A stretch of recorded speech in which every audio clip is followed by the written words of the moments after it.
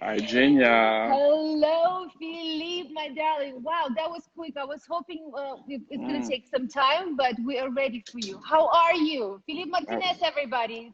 How are you, darling? I have no words. First of all, can I just say thank you so much for finding time to do that? Oh, I see that you're with your cigar, of course. Are you in the shag? Where are you now? No, you know, I built a cigar room outside the house, so, next to the jacuzzi. Of course you did. Yeah. How are you, darling? I'm very well, my darling. How are you? The question is, how are you? What is happening in England? Tell us, fill us in, because we're getting some different rumors. How are you guys holding up there? It's a lockdown. You're all in, yes? Yeah, I mean, they kind of eased the things a little bit since yesterday, but it's pretty much like everywhere in the world, we have had 2 months of 5 weeks, 6 weeks of real lockdown, but we're good now. And, it's difficult for everyone. We have to stay home, but, we're working a lot, when you're working, we're writing screenplay, editing movies, preparing one of the questions that I hate to interrupt you, but one of the questions that, because I had people send me questions, because you're kind of known, apparently people want to know about you. Yeah. So I'm so excited about this. God. One of the questions that I got, yes, it's going to be like this for a while. One of the questions that I got is if you're done something productive with yourself during this whole lockdown thing. Like, have you written anything? Have you done what? We're developing 10 screenplay right now. 10. So yeah, in the lockdown period, we finished 5 scripts. We finished the cut of the movie Let There Be Love with Jamie Piven, and sold it to a big platform in Europe, and we sold it to the US 20 minutes ago. So congratulations! Yeah. Cheers! Fantastic. That and then cutting the Mr. Mayfair films. The one when you're playing. Yeah, I heard something about that movie. Yeah, I heard a little something. Yeah. And so yes, honestly, I work 15 hours a day, lockdown or not. And the whole legal team and the editing department and the writers nonstop. Awesome. I'm very proud of you, because not many people found themselves, creative in this time.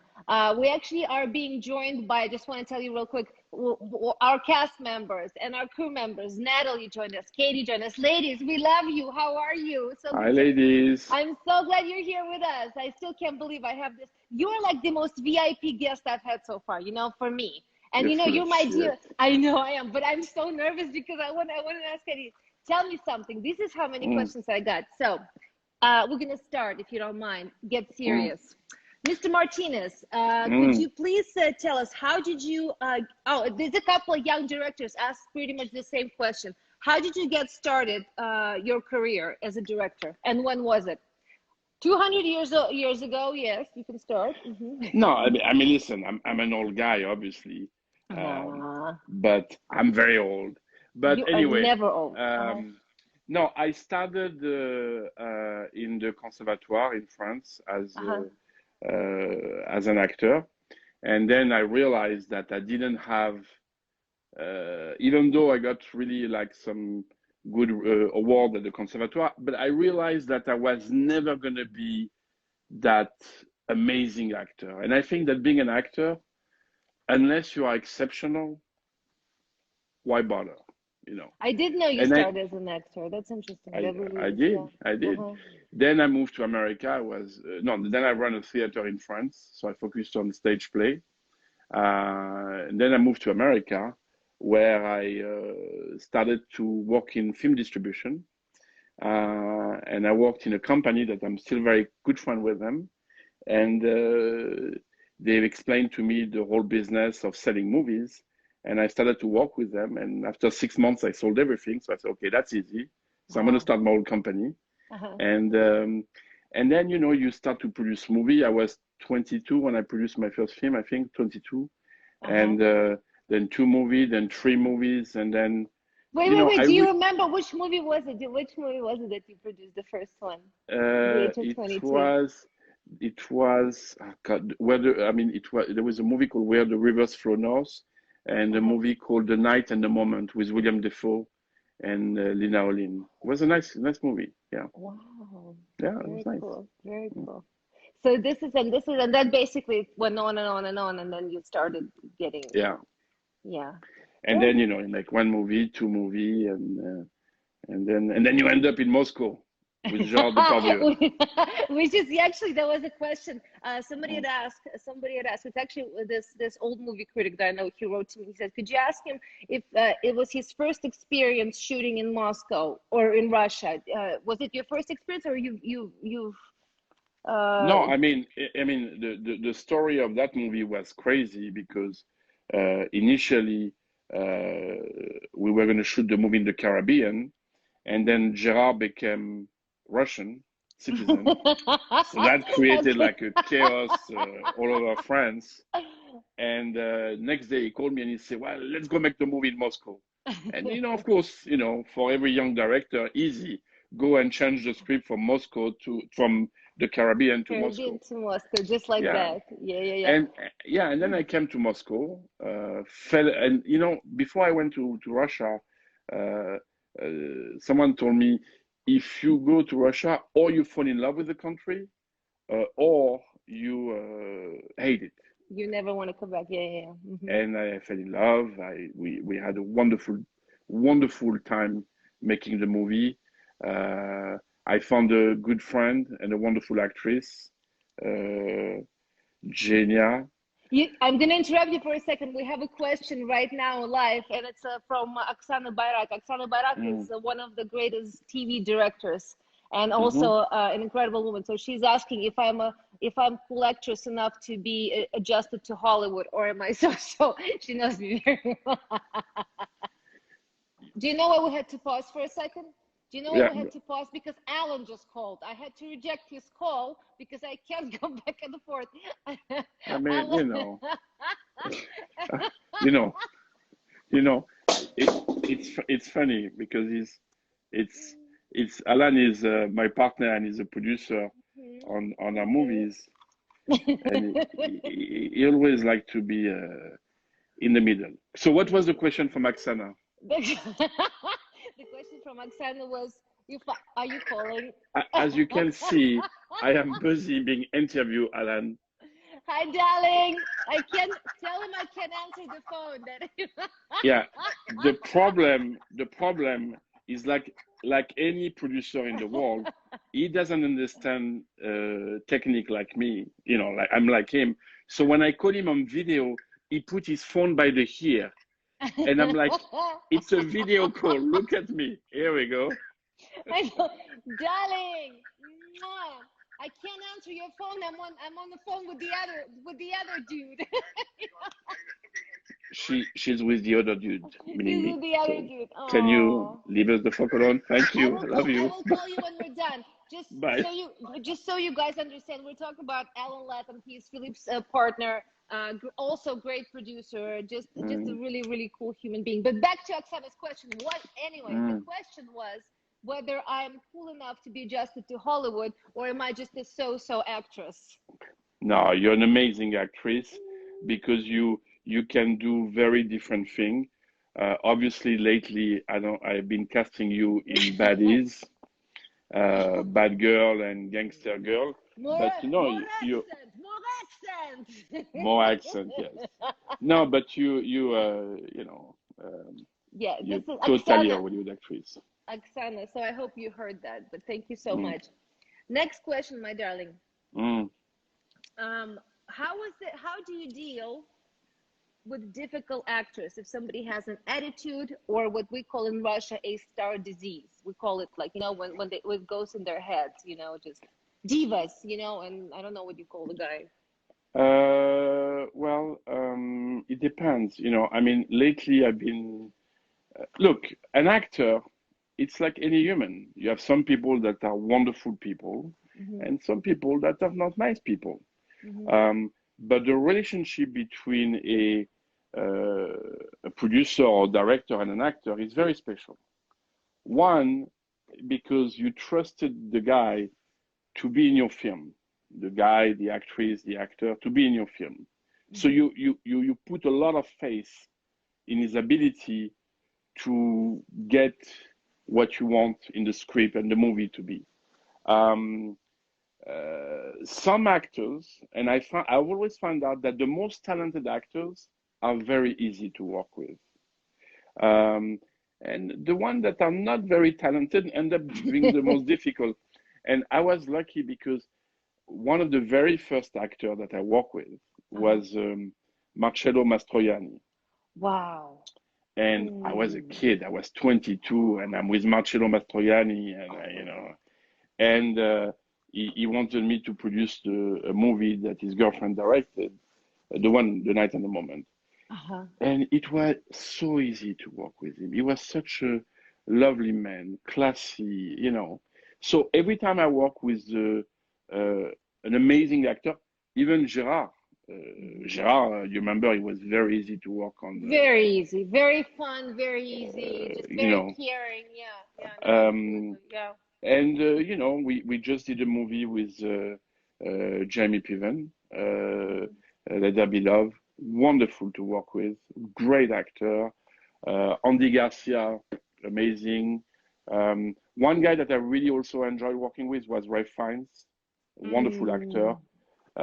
And then when you have a guy that's a diva, you tell him that we're going to replace him. And you do. I heard you do this. You do it very. You do, but you do it. You never do it in a. You just. I love you. You get the specific look, which because I've known you for many years. So you have the specific look, like you kind of like, and then the person goes, and you go. The door. No, but listen, lately I've been good. You're an amazing person to work with, that's for sure. That I've always said that, and I will always keep repeating that as long as it keeps going on. But anyways, I want to ask you something. Andy Garcia, you mentioned Andy Garcia, and Anna from St. Petersburg wants to know if she read in your bio that you produced, you were one of the producers of Modigliani. Is that true? I was the producer, yeah. Wow. With Alan. You guys did Modigliani. Oh my God. We did Modigliani together. It was one of our first movies together. I have to keep cool right now because I am so impressed. You have no idea. Anyways, but Anna from St. Petersburg wants to know, could you tell us a little bit, because it was a huge movie and it was really, really beautiful. I was not in Russia, but people watched it here apparently. So what was it like to work with Andy Garcia and this whole project? Beautiful. Honestly, it's one of my best memory in the movie business. We've shot the movie in a studio in Romania. We rebuilt Paris in the studio, like the street of Paris and all that. Andy was absolutely lovely to work with. And we had a little bit, of disagreement at the beginning. And then after that, it was just amazing. And then we were selected for the Toronto Film Festival. We actually opened the Toronto Film Festival. We went to Cannes with the film. It was really one of the best experience, So that was, and it was, honestly, it's a very beautiful film. It is. Wow. Well, you know what? Another interesting thing happened. It's about you and Alan, actually. I was shut up. I was at home and I hate you. And I turned the TV. Oh God! I turned the TV on. Yes, you are. No, you are. I turned the TV on, and there was a movie, and it's one of my actually favorite films. I love this film. It's just. I think it's a cute, girly, beautiful, just women of all ages love. It's with Paul Rudd and Michelle Pfeiffer, and it's called "Will You'll Never Be Mine" or something, right? And I could never be a woman. I could never be a woman. Yeah, I could never be. And I love this. This is one of the movies that I watch with my girlfriends to just, when we have wine and and guess who made this movie? We did. You guys did. We did. Yeah. Oh my God! First of all, Paul Rudd. He went to the same school as I did, the American Academy of Dramatic Arts. He was 1 year older than I was. Yeah. So we actually, I remember him as a student. And tell me about Michelle Pfeiffer and Paul Rudd. I want to know. I have this. This is my question. I want to know. Talk to me about them, please. I really enjoyed Michelle. She was really nice. Very good actress. Very dedicated. Paul. I cannot say that I connected with him. We just, sometimes, we don't, he was nice, very professional. We just never had real deep conversation like I had with Michelle.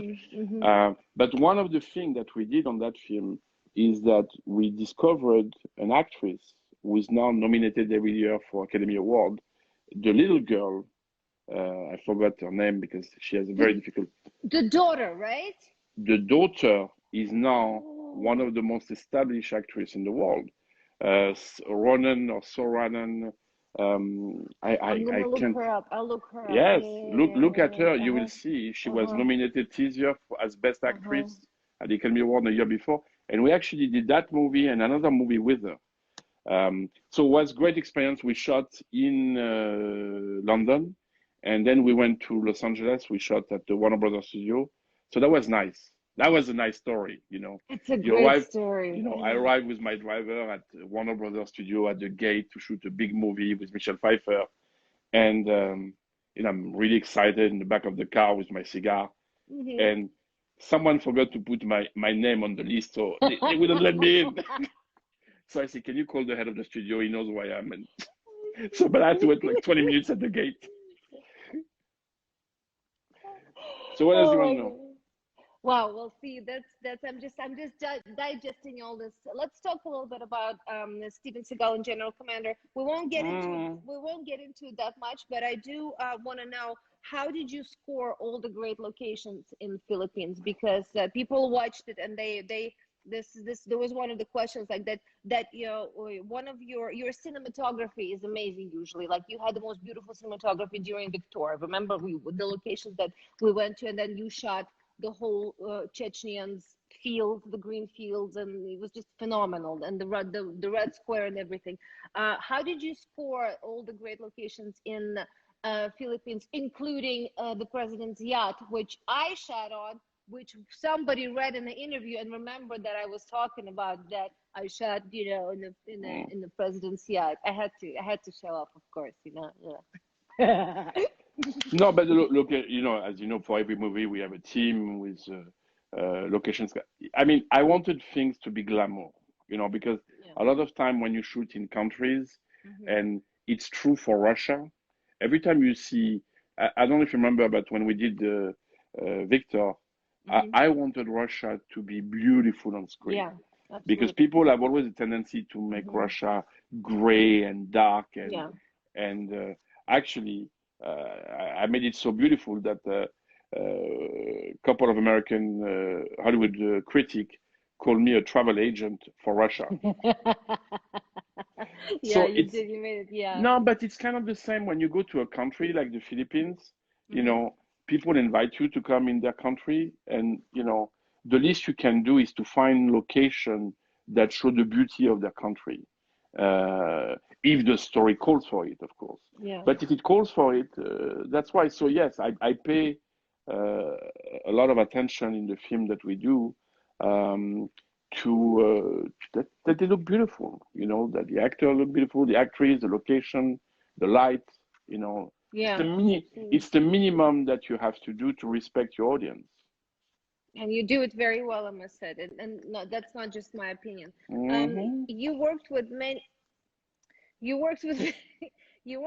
different crews from many different countries. Do you find it what nations, I guess what they're trying to ask here, what nations do you find easier to work with? You work with Russians, you work with Philippines, you work with Moroccans. I mean, South African. I thought, I thought South African crew were terrific. But now, I mean, as you know, I'm doing a lot of movies in England now. The crews are very good, very professional. That's true, yes. And we kind of created a little family here at the studio. It's nice, you know. What I don't like is that I don't like every time to make a new crew. I like to work with people that knows what I think before I say it, you know. So, but I liked working with South African, British. Russia was great too. I'm actually, as you know, probably going to come back in Russia in the fall for a new movie. That's my next question. That's exciting. Yes. So exciting. I received some paperwork about it already, so I'll be talking to somebody you know about it. What's next for Philippe Martinez? Any plans for Russia? Any plans for Russia? No, right now we're preparing the Miss Willoughby series with Natalie Cox. After that, we're doing 3 Christmas movies that we're producing, and then I have that big project that I wrote 5 years ago that we're working on the script now, called Natalia, which is a big Russian fairy tale that takes place in 1860 in St. Petersburg. Yes, so it's a dream project. It's a big fairy tale, it was when I left Moscow after Victor, and I was in Paris editing the film, and I was so sad that I left Russia that I say, you know, I fell in love with the music because you know how much I love Russian music. Yeah, absolutely. Yeah. And I say, you know, I got to go back and I got to create something special, and then came the story of Natalia. And I think when I read the script, you remember, I don't know one person who read the script that had any different reaction rather than wow. That was the reaction, and that's what I want to say because I had a lot of when I posted that we're doing our live chat an hour later, I got about 30 requests to save that live because some people couldn't watch it that late. So I'm just want to say, I'm going to say it in Russian real quick for everybody. Мы сохраним этот эфир, он будет у меня на YouTube-канале, поэтому не волнуйтесь. We're going to save this live chat and it's going to be put on my YouTube channel because I have one.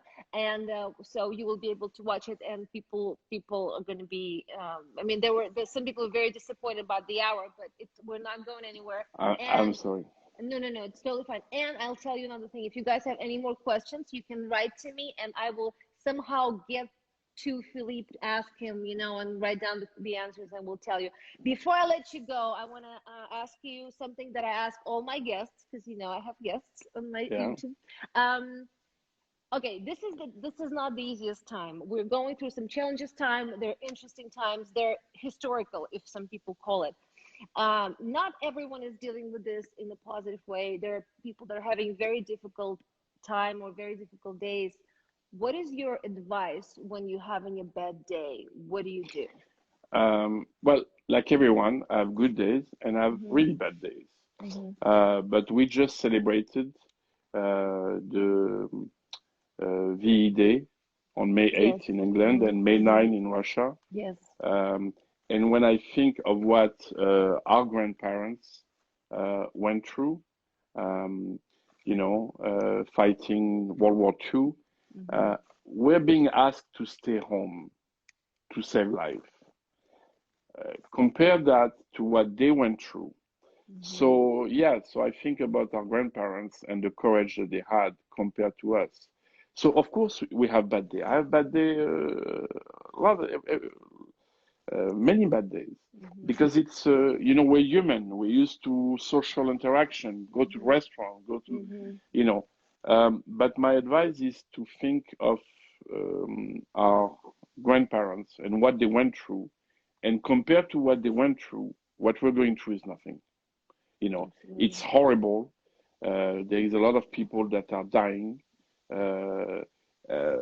but we have to be strong and we have to be disciplined. until this thing is over, because it's going to last for a while. You know, it's not going to just finish tomorrow.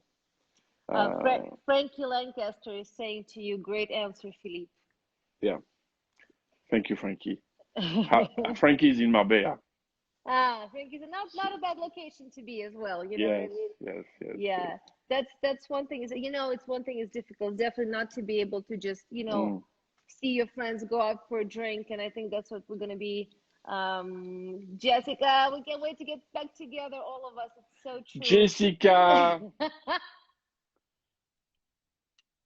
I love seeing you here, Philippe. So, are you coming to the UK, or are we going to Moscow?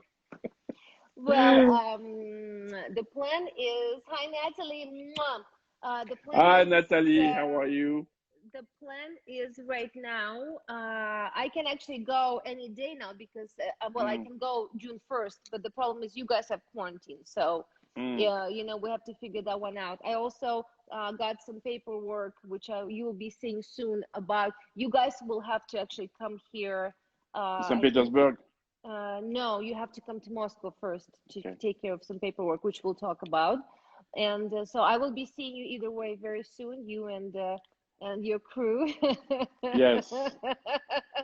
Your crew. So you have a wonderful crew, by the way. You have a wonderful people you're working wonderful with. crew, and you know, we're cutting the Mr. Mayfair right now. Yes, and so all the ladies and the guys from Mr. Mayfair, they did a great job. I'm very happy. Lisa did a great job with everything. Yeah. This has been, I think this is going to be great. I mean, by the way, how did you, let me ask you real quick before I let you go, how did you, when did you come up with the idea with the first, when was first Mayfair born? A year and a half ago, I was in Rome, and I wrote the first script and the second script and the third script, and then on the first week of shooting of Mr. Mayfair, I decided that the script were terrible, and I decided to improvise the movie. So, you know, I did I did what I never do as a producer. You know, I always tell the director, you have to follow the script and everything. And of course, when I direct, I say, fuck it, I just do something else. I love it. That's what I love about you. Now, the best, you know, there was the day, you know, Armand and Natalie Cox, they were, Amanda Sante and Natalie Cox, they were on the set, and they were supposed to have that breakfast scene. And I went to see them, and I said, look, just forget the breakfast scene. Let's just dance. Yeah. Like, what? And that's how the whole project changed completely. And I love that scene. You showed me the scene with the dancing. I think it's everything that I've seen, the bits and pieces are just incredible. Yeah. And we have some actors joining us. Hey, you guys, Joanna and Miguel are joining us. Anyways, okay, darling. Musico Deus. I want to thank you so much for finding time. Thank you to you. You're welcome. For talking to us. And I please say hi to your family, to Megan, and kiss little Angel for me. I miss you, and I will see you soon. It was Philippe Martinez, and you can see the whole live on my YouTube. Bon Bye, Genia. Take care. Bye-bye. You too. Bye, darling.